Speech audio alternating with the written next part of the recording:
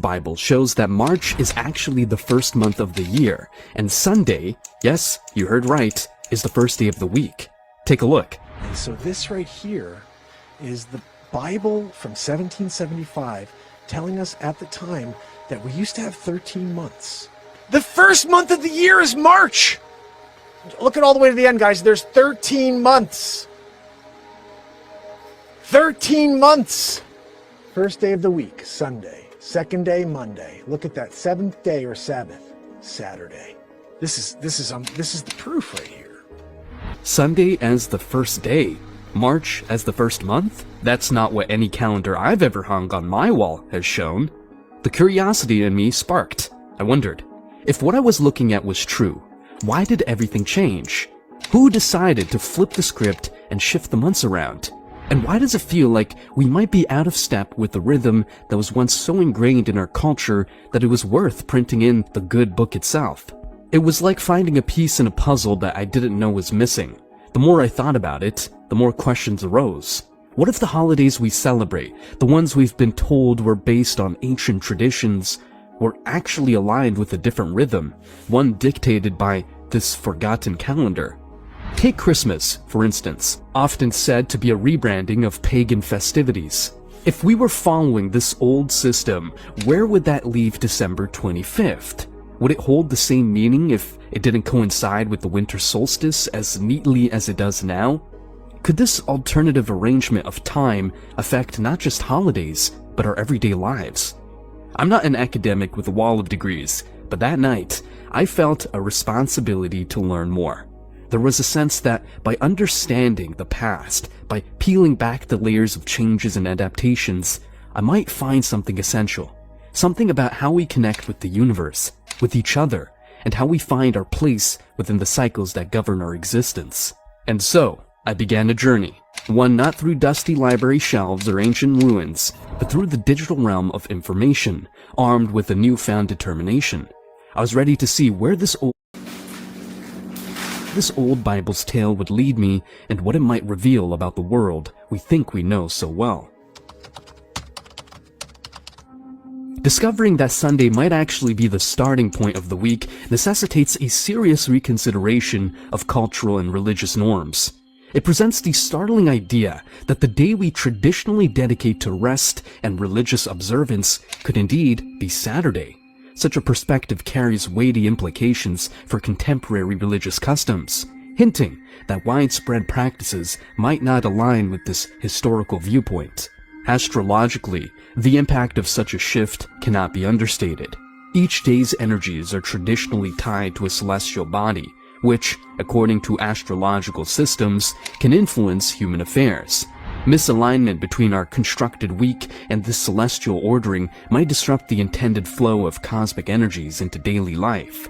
For adherents of astrology, this calls into question the very foundation of their practice, suggesting a need for a thorough reassessment of how days and their corresponding planetary energies are observed and honored. This raises the fundamental question: who was it that altered the configuration of our week, thereby altering the fabric of our lives? The catalyst for such a change is not immediately evident.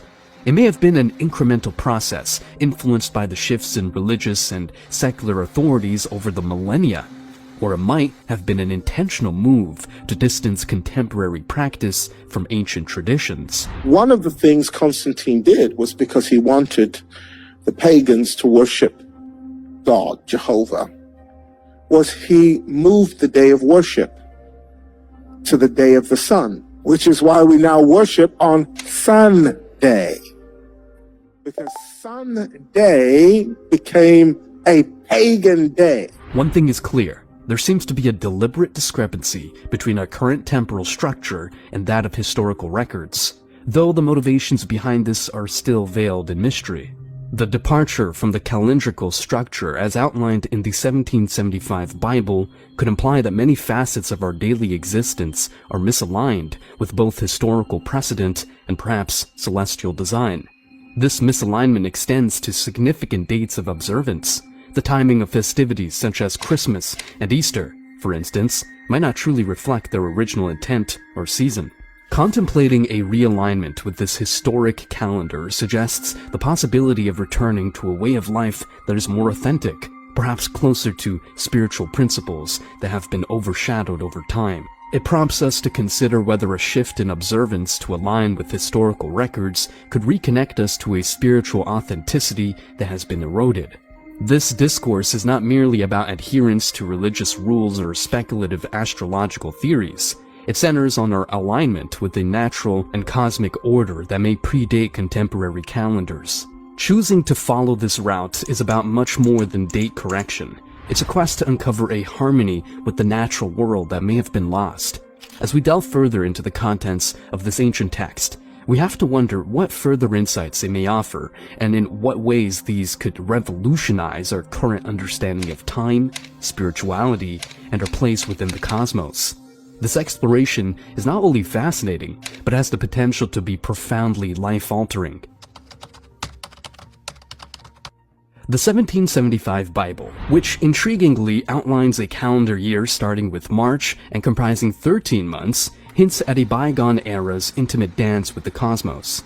This historical artifact opens a window to explore how our ancestors perceived time and its connection to cosmic energy and planetary alignments. Historically, calendars were not just tools for marking days, they were intricately linked to the movements of celestial bodies. This relationship was seen in the meticulous attention early civilizations paid to the skies. The enigmatic Stonehenge is a prehistoric testament to this, aligned with the solstices, points in the year that mark the sun's most extreme positions in the sky.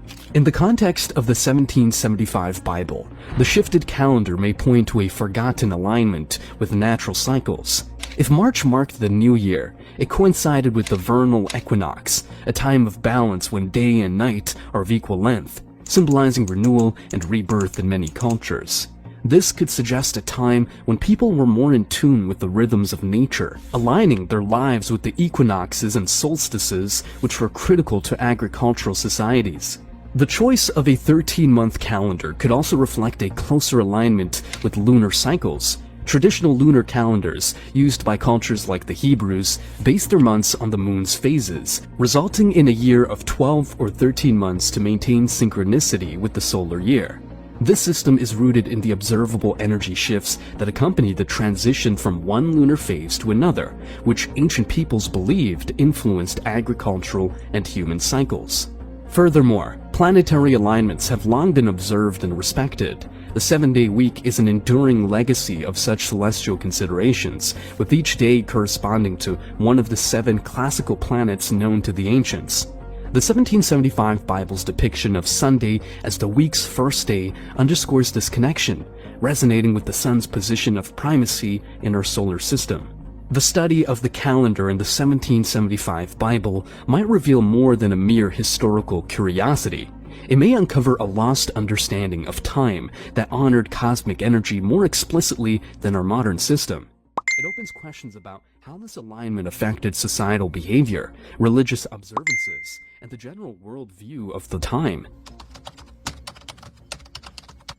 The blending of pagan traditions with Christian holidays is a topic that stirs much debate, especially when we delve into the origins of Christmas. To understand this amalgamation, we need to travel back to the early centuries of Christianity. It wasn't until the 4th century that the Church officially proclaimed December 25th as the birth date of Jesus, a date that conveniently coincided with the Roman festival of Saturnalia and the pagan celebration of the winter solstice. These festivals were times of merrymaking, social reversal, and, most importantly, celebrating the return of the sun, Saturnalia for the Romans and Yule for the Germanic peoples. The Church's decision to place Christmas during this festive period may have been strategic, easing the transition for converts by allowing them to continue their traditional celebrations, now under a Christian guise. But the question remains, was Jesus actually born on December 25th? Historical and scriptural evidence suggests otherwise. The Bible does not specify a date for Christ's birth, and some scholars point to clues that indicate a spring birth. Shepherds tending to their flocks, which they did during lambing season, a time quite distant from the chill of December. Moreover, the choice of date for Easter, which follows the lunar cycle and the Jewish Passover, reflects a more astronomical and scripturally grounded approach to determining a significant Christian event. Why, then, did Christmas break from this pattern? It seems that the early church fathers were less interested in historical accuracy and more in the symbolism of light overcoming darkness, aligning Christ's birth with the rebirth of the sun. Well, another thing Constantine did was move the day of Jesus' birth to December, because Tammuz died on December 23rd. And it was believed, because Nimrod, his father, was a hunter, it was believed that Nimrod would be reborn in his son Tammuz. And his son Tammuz's birthday was December 25th. And what you would do on Tammuz's birthday was you would set up a tree. Deuteronomy 16:21. You shall not plant for yourself any tree as a wooden image near the altar which you build for yourself to the Lord your God. It was believed that in order for Tammuz to rise again as his son Nimrod, you'd have to go to the tree, you'd have to cut down a tree from the forest, and you'd have to put balls on it. And the balls were symbolic of testicles. The tree was symbolic of a phallus. Jeremiah chapter 10. Look what it says. Hear the word which the Lord speaks to you, O house of Israel. Thus saith the Lord. Do not learn the way of the Gentiles. Do not be dismayed at the signs of the heaven, for the Gentiles are dismayed at them. For the customs of the people are futile. For one cuts a tree from the forest, the work of the hands of the workman with an axe. They decorate it with silver and gold. They fasten it with nails and hammers so that it will not topple. I hate to bring you bad news.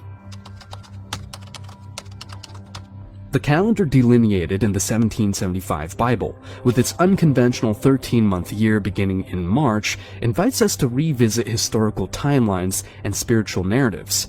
Among the most profound is the birth of Jesus, traditionally celebrated in December. However, if the ancient calendar were a more accurate measure, could it be that the nativity story unfolded in the spring? Such a shift is not merely a technical correction of dates, it proposes a re-examination of astrological and spiritual symbolism that has long been intertwined with the season of Jesus' birth. Spring, marked by the vernal equinox, is a time of renewal, when the earth awakens from the dormancy of winter. It's the season when lambs are born, which coincides with the historical account of shepherds watching their flocks by night, a detail supporting a springtime nativity. If Jesus was indeed born in the spring, the association with Aries, the ram, in the zodiac becomes intriguing. Aries, beginning in late March, is a sign often linked to leadership and new beginnings. Such a synchronization would weave Jesus' birth into the tapestry of astrological lore, presenting him as a figure heralding a new epoch, aligning with the symbol of the ram often associated with sacrifice and new initiatives in various mythologies. Exploring further, the spring equinox is a time when day and night are in perfect balance, which might symbolize the dual nature of Jesus as both human and divine. This natural harmony could provide a powerful allegory for the spiritual equilibrium he is said to bring. This repositioning of the nativity to spring could also influence the spiritual interpretation of biblical texts. For example, the light coming into the world gains a literal dimension as the days grow longer and the darkness of winter recedes. The themes of rebirth and resurrection, central to Christian doctrine, naturally align with the world's awakening in spring. Moreover, the implications for Easter, closely tied to the Jewish Passover, are significant. Rather than a wandering date with the Gregorian calendar, a springtime Christmas would closely precede Easter, linking Jesus' birth and resurrection even more tightly within the cycle of natural and spiritual rebirth. The hypothesis of a springtime nativity prompts a reevaluation of our understanding of one of Christianity's most sacred narratives. It invites believers and historians alike to ponder the relationship between celestial cycles and sacred events. Each potential revelation nudges us to consider how celestial events have been foundational in shaping our spiritual traditions and how they might continue to do so if viewed through the lens of a calendar that perhaps once more closely mirrored the cosmos. The Julian calendar, established by Julius Caesar in 45 BCE, was a turning point in the annals of timekeeping. This calendar shifted from a lunar to a solar structure, extending the year from 355 days to the 365-day format we're familiar with, albeit with some inaccuracy. A day's surplus accrued every 128 years. In its wake, it is believed that a 13-month calendar, one that may have been more attuned to natural cycles, was cast aside. The reasons behind this transition were both practical and political. Roman society, growing increasingly complex, demanded a more predictable and uniform system to manage festivals, agricultural cycles, and taxation periods. It was also a power move. Emperors often manipulated the calendar to extend their terms or to insert their own festivities. These changes, subtle at first, would ripple through time to become vast overhauls, with each successive power leaving its mark on how we measure our days. Why then did the 13-month calendar, which might have had a more natural alignment with lunar cycles, fall out of favor? The omission of this 13th month could be a lost connection to a time when the night sky played a more pronounced role in daily life. Historical records are riddled with gaps and inconsistencies, some possibly by accident, others likely by design. The transition from a 13-month to a 12-month year is muddy at best. There's a school of thought that suggests the church and ruling authorities intentionally steered away from lunar calendars to diminish the influence of pagan traditions, which were closely tied to the phases of the moon. The removal of the 13th month could also be tied to numerology. 13 has been viewed with superstition in various cultures. Its exclusion might have been a deliberate effort to avoid association with a number so often linked with bad luck, or with women's menstrual cycles, which were often viewed with fear or disdain. If indeed there was a 13-month calendar that reflected a more accurate cosmic rhythm, what were the implications of its abandonment? Our modern calendar is misaligned with the lunar cycle by nearly a day each month. Over time, this dissonance could lead to a societal disconnection from natural patterns, affecting agriculture, mental health, and spirituality.